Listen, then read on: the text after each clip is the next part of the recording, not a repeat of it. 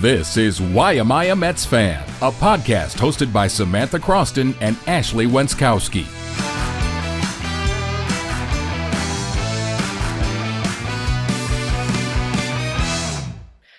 Hello, everybody. Welcome into episode 10 of Why Am I a Mets Fan? A podcast that explores the reality of being raised on one of the most tantalizing franchises in professional sports. Although recently, it's been a whole lot of fun.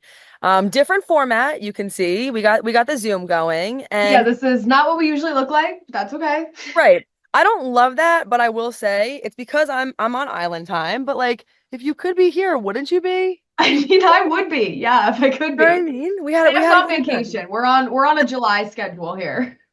That's how it goes when you are working in sports media. Ashley and I, if you're just joining us, are sports reporters in Syracuse. So the summer months are kind of the least busy time for us, but we're making it work. We're out here. We wanted to have this podcast. Good time to tell you can find all of our stuff at Why Mets Pod on Instagram, Twitter, TikTok. We're everywhere. Our YouTube, it's the same handle everywhere. The Mets wrap up the first half, 3 games over 500, currently are in the third wild card spot and have won 5 of their last 6 games. How we feeling? I mean, the most important thing to come out of this week, I think Mets fans can agree that if the season ended today, the New York Mets would make the playoffs. I mean, Right. what an absurd statement when you consider where we were even on June 1st. On June 1st, if I said I'm going to sit here on July 14th, heading into the All-Star break, saying the Mets would make the playoffs if the season ended today, crazy. I would be like, what happened? And you know the answer is to what happened? Grimace happened, and the OMG Mets happened, and GLIZZY, IGGY, and whatever else. Glizzy, Iggy. I know the way I was thinking about it, honestly, today was that even just through the framework of if they're in that wild card spot, it means that they're one of the top 12 teams in baseball. Even that feels kind of mind-boggling. Yeah. But we have to take a beat on it, I think at least, with this Glizzy Izzy situation. Ashley loved the dog, I hated the dog, but the point remains that she's the next biggest thing. She, right? I think it's a she from what I've seen. The Mets' latest sensation. We've had a lot of mascots this year, a lot of weird things going on. But I just have to say, this is really an unpopular opinion. I love that dog. Whatever that Italian Greyhound, Chihuahua mix, whatever it is, I love it. I've always loved little, as people would say, rat dogs. That is my dream A rat. rat. It She's has a a rat. Mets hat on. It's eating a hot dog. Like the Mets hat and the sunglasses is fantastic. I need it. I feel like that dog is all bark and no bite. Like she's gonna bark, bark, bark, Oh, but she's never gonna protect me. she 100% can't do anything for you, but she can wear a Mets hat and eat a hot dog with you at a Mets game. So, I'm dying. One other thing I wanted to mention, a little bit non-baseball related, but it's worth a mention. Jose Iglesias will perform OMG before the Home Run Derby. We just found that out. And he even said earlier today on SNY that he's been an all-star as a player, so now as a singer is pretty cool. As far as just things that have added to the sensationalism of the season, that train just continues on. And it was electric in person. I went to the game today. yeah, I was thrilled to hear that he's going to be at the All-Star game performing OMG. I feel like OMG has kind of captured baseball by storm. Not only the charts, it's gone #1 on the charts, but our international pop sensation, Jose Iglesias, is going to perform it at the All-Star events, which I think is fantastic for him, for baseball, for the Mets, for the whole thing. Also, we're not going to talk about the All-Star game today, but I would just like to say we got a lot of comments and whatever on our last episode. I have not changed my stance. I wish Brandon Nimmo and Francisco Lindor got to go to the All-Star game. They don't. I'll move on, but I have not changed my thinking. I would just like to say that. I appreciate you continuing to hold that position. But you mentioned it. They have a wild card spot now. I would say that's probably the biggest thing that we're pulling from this episode. And it started on July 11th, and it's the first time since May 9th that they've been in playoff position. So who would you say is your MVP of the Mets first half? I would say I think there's a couple ways you could go with this. I Yep. think, which we can get into. I think David Stearns has really hit on a couple of underrated players that have really blown up and really done great things for this team. Among them, Harrison Bader or Jose Iglesias or whatnot. I wish I could say Jose Iglesias because he's just been fantastic, but I think on a day-to-day basis, it's Brandon Nimmo. And I don't think I would have forecasted that I would have said that back at the beginning of the season, but Brandon Nimmo is having a just career year. He leads all position players in win probability added, which is crazy, and he has insanely good stats with runners in scoring position, which is something that's rare on the Mets. He is clutcher than clutch. He's hitting over 400 with 2 outs and runners in scoring position. I mean, that is just all that you can ask for. I think Brandon Nimmo, he's also really grown into that leadership role this year. I think him and Lindor at the top of the lineup, we've really seen those two both, on the field and off the field really take a leadership position for the Mets this year. So I think Brandon Nimmo has been so critical to their success. And I've been seeing fans point out, and I think this is just a funny, ironic thing that we can look back on. On the day the Yankees acquired Giancarlo Stanton, Sandy Alderson was the GM still at the time, and he said the Mets don't need him. They have Brandon Nimmo. And he said it as a joke, but he was right. I mean, Brandon Nimmo has turned out to be so crucial to this team and the identity of this team for the last couple of years. Tough loss for the Yankees, by the way. Anyway, I think that's a tough one. For me, I almost feel like one of my easy answers would be Lindor, just because of the way that we've seen him heat up and the fact that he, in my mind, is just the glue that holds this entire team together. But honestly, there's a part of me that does want to say Jose Iglesias because of the way that I feel that him coming up to this team really turned the season around. And again, as far as recency bias, I mean, like I said, I went to Citi Field today and I saw him go 4 for 4, but it just seems like always in those clutch moments, to me, he's a clutch king. He's someone who, anytime he gets up there, no matter how many outs or who's on base, in my head, I think this guy's got a chance. And he's also just a great fielder. I mean, he has a great glove. He was playing third base today. I thought he did great there. And I really do. I feel like from a chemistry standpoint, which I tell you this all the time, but I think that's something that's really undervalued, and it's not a stat that can be measured. The chemistry is just there or it isn't. And when he got up and he was on the team, the chemistry grew, in my opinion. The chemistry changed completely and it turned the season around. I think you're absolutely right. I think that's something we heard from Anthony DiComo when we had him on the podcast a few episodes ago. And I also heard him say today on SNY, he said this team is chemistry-wise only comparable to once he's covered the 2015 team and the 2022 team. So, I mean, to hear it from a guy who's there every day, he even said it, chemistry there's a lot of good teams in baseball. There's a lot of teams that win games and make the playoffs, but a team that wants to be around each other, goes to these team dinners on their off days, loves Jose Iglesias and supports and promotes Candelita and OMG and whatever. That's hard to replicate. It's not something you can just create. It's either there or it isn't. And Jose Iglesias, I tend to agree with you, definitely created a lot of that for this year's team. I mean, it's there. Good time to give one of our tweets of the week from Timothy R. Ryder. He said, since May 30th, the Mets lead all of baseball in WOMG. I thought that was amazing, hilarious, 11 out of 10 tweet. And it just goes back to that point, right? Chemistry is just something that can't be measured. And it feels like ever since Iglesias was on this team, they were never out of the fight. You have a couple tweets too. Oh, I have a couple tweets. I always got a couple tweets. Always. At Trey Lindor 20 said, the Mets lineup is insane because a pitcher gets through the suffocating top 6 of Lindor, Nimmo, Martinez, Alonso, Alvarez, and Vientos, then thinks they can rest, and out of nowhere, here comes alternate universe Jake Paul, which I'm going to go with is Harrison Bader, and Latin pop star Jose Iglesias.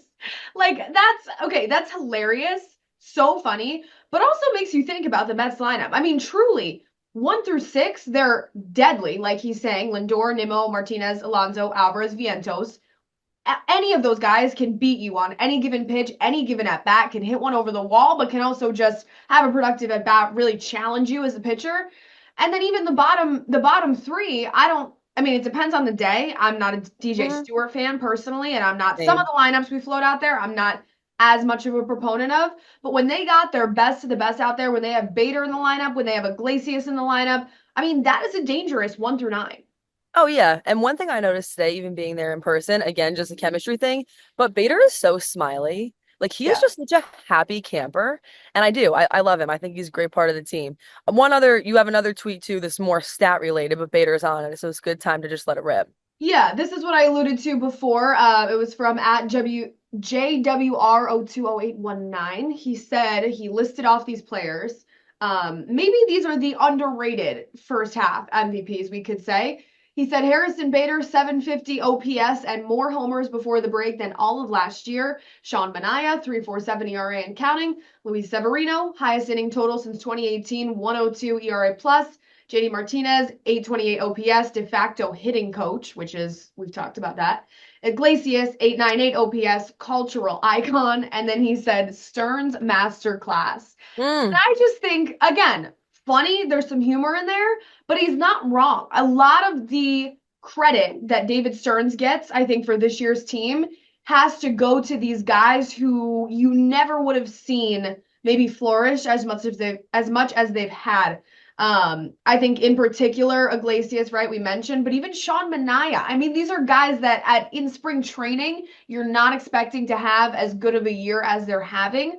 Obviously, it's not like David Stearns is predicting the future, but clearly whatever he's doing and whatever he's looking for in kind of these, like, I don't want to say off the scrap heap, because JD Martinez isn't off the scrap heap, but Jose Iglesias almost undeniably is. I mean, this is a guy who didn't really play in the majors last year and started in AAA. Like, Jose Iglesias is off the scrap heap. Even a Harrison Bader is not a guy who I think you would have stuck out to you in spring training this year and having a big year. So you got to hand it to Stearns on some of the minor little acquisitions. We've talked about Luis Torrens as well that have really gotten this team far. I think that the thing that strings together all of these particular tweets of the week is it's giving funny but true. And those are my favorite kinds of tweets. We have a couple stats of the week, but I think we'll just get into them as we rip through some of the topics.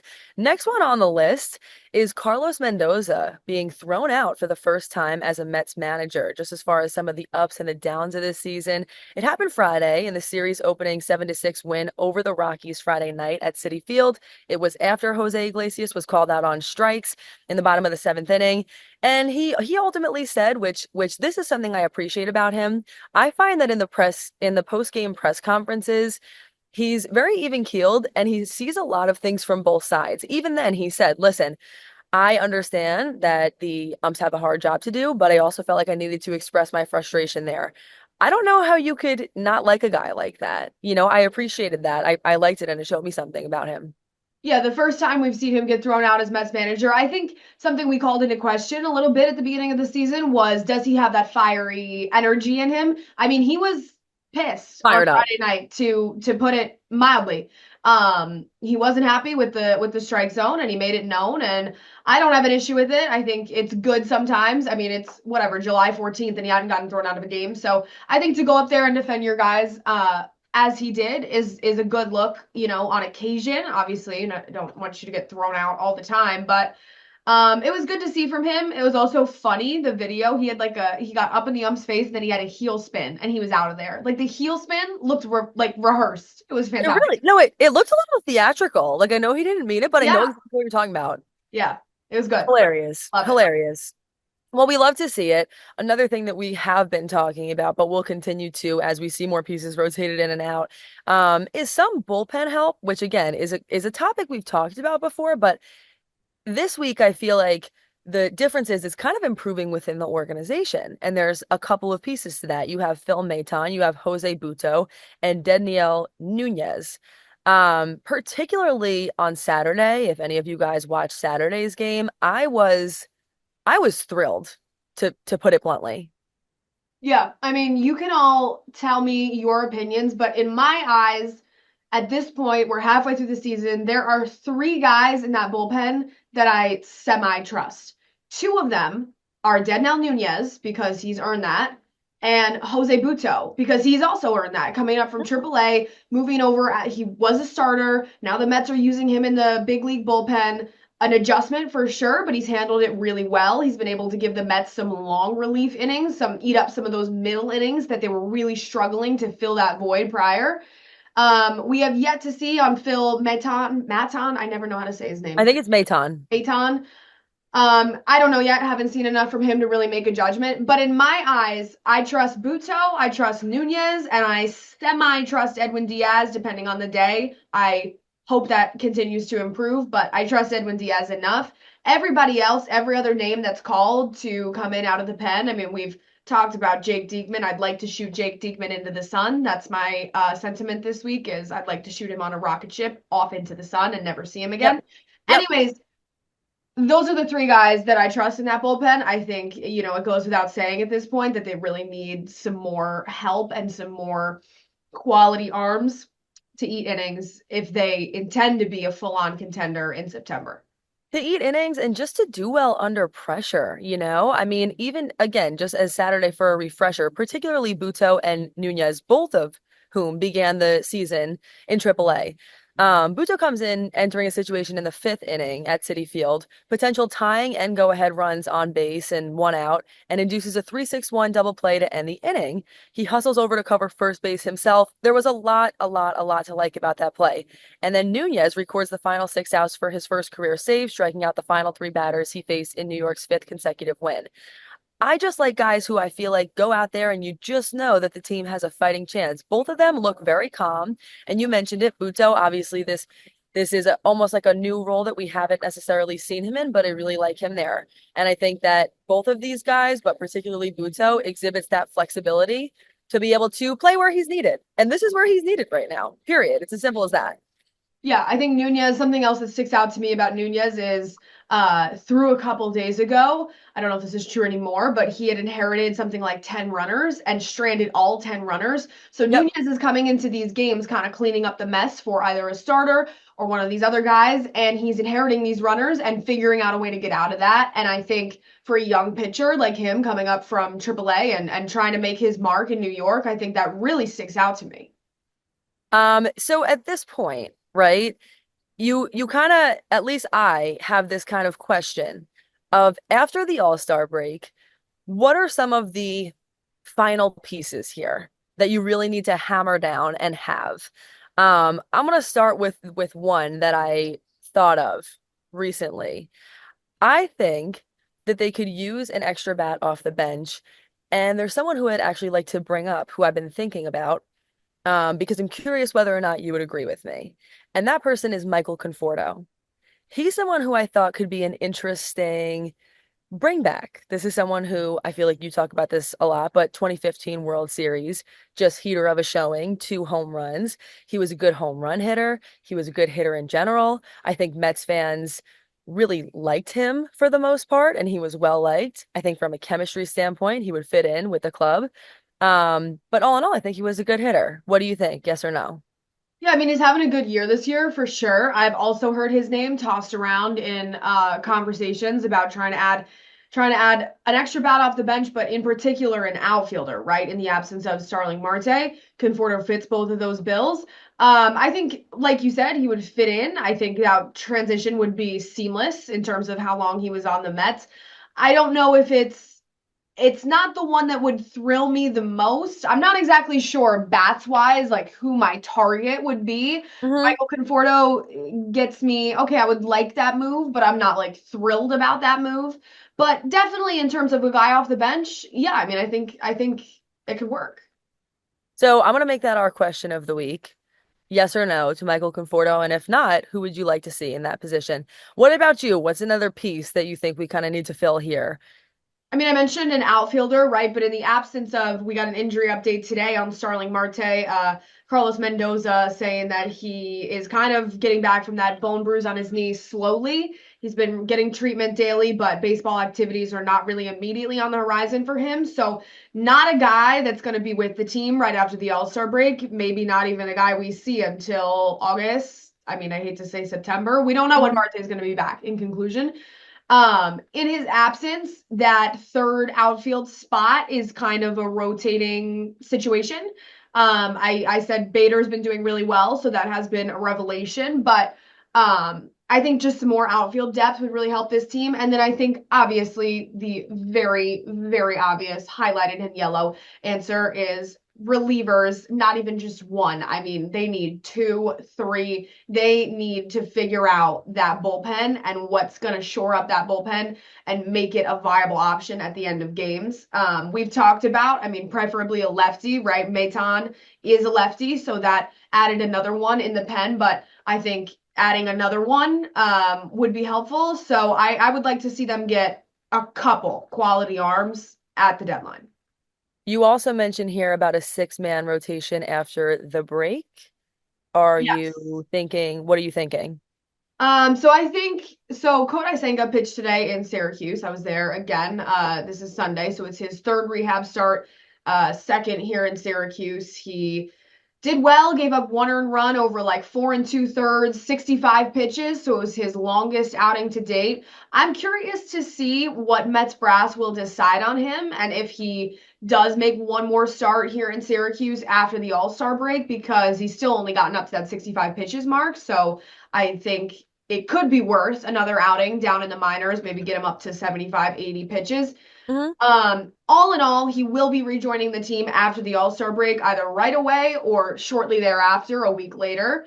I think they are more than likely going to go to a six-man rotation when he returns. I mean, Senga being from Japan, that's something that they, had implemented last year to kind of make his transition more comfortable, pitching every 6 days instead of every 5 days.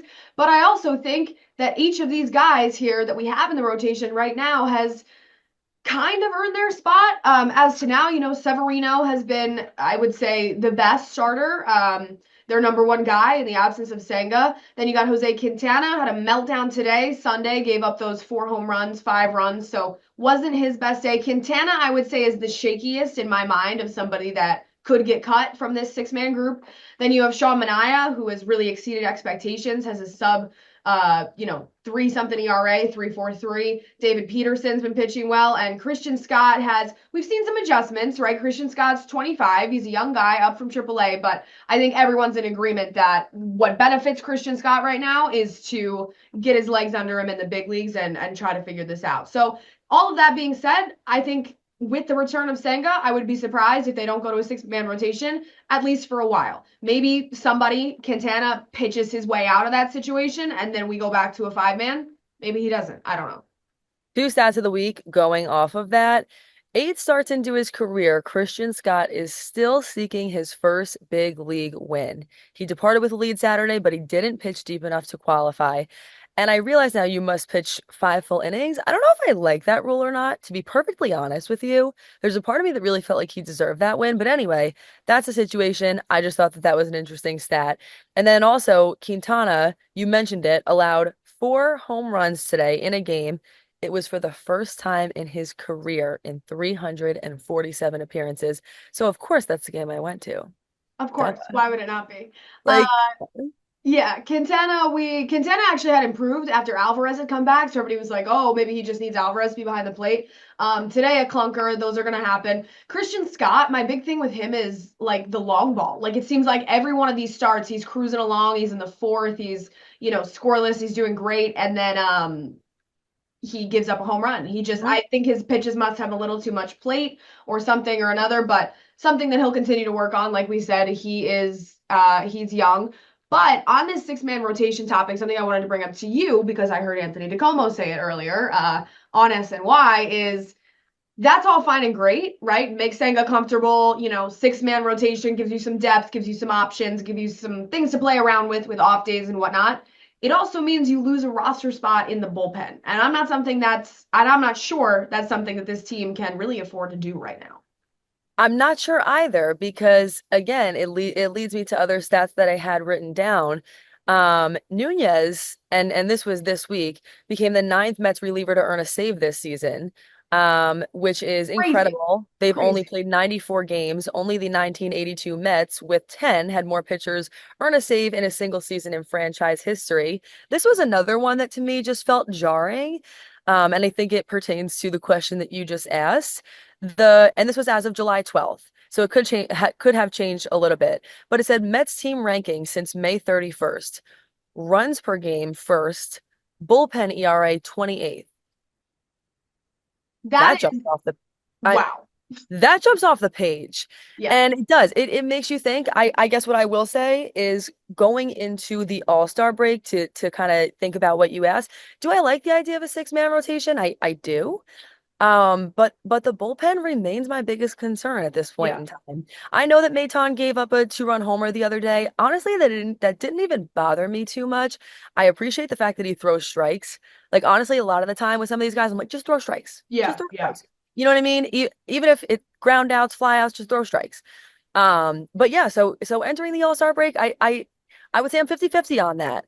And we also need to see how Senga is performing once he's back. What version of Senga are we gonna get? We've seen him in Syracuse, you've seen him twice now.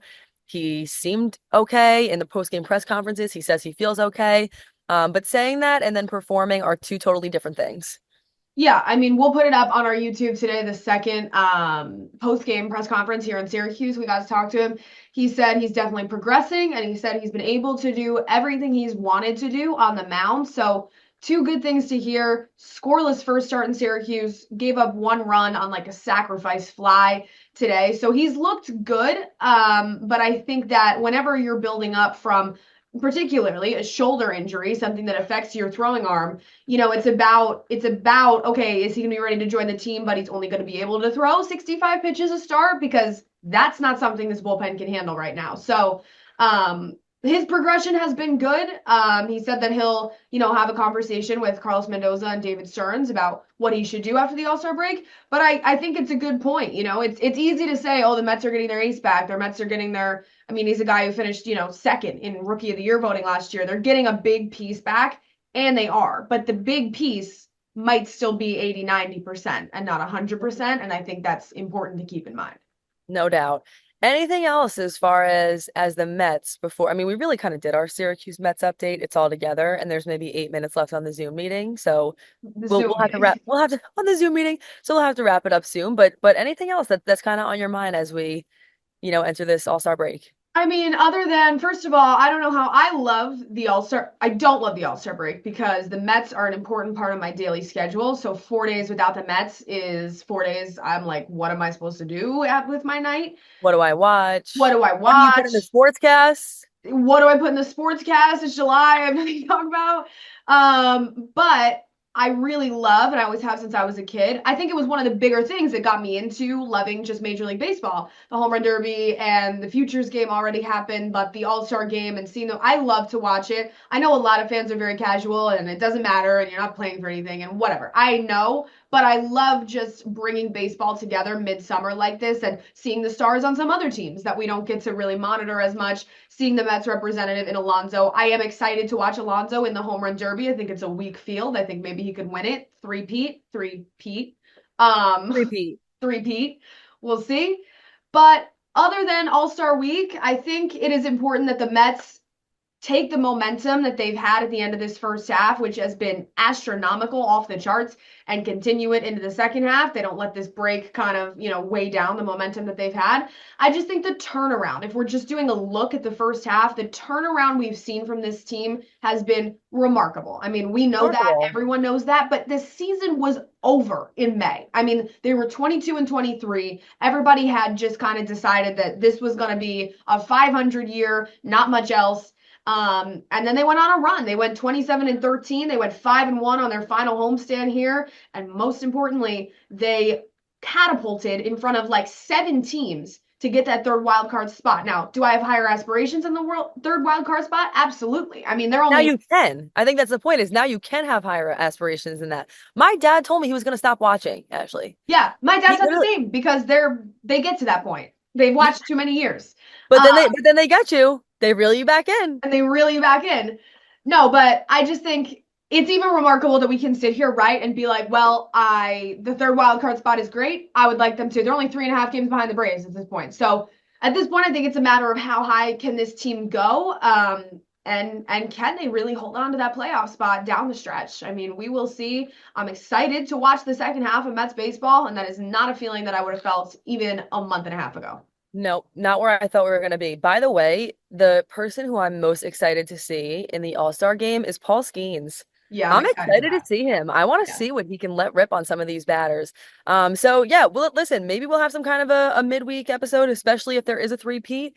But thanks so much for hanging with us for a rare Zoom version of the Why Am I a Mets Fan podcast. Please, again, make sure you like, subscribe, comment. We've appreciated all the support. Our subscriber count is growing every single day, and that is a huge shout out to the people who believes in us and continue to follow us on this journey. Episode 10, there's more coming. Anything else, Ash? No? We'll be on Zoom next week too, so bear with us. But after that, we will be back to regularly scheduled programming. So thanks for watching. Back on the set. Thanks for watching. Thanks for listening. Have a great week.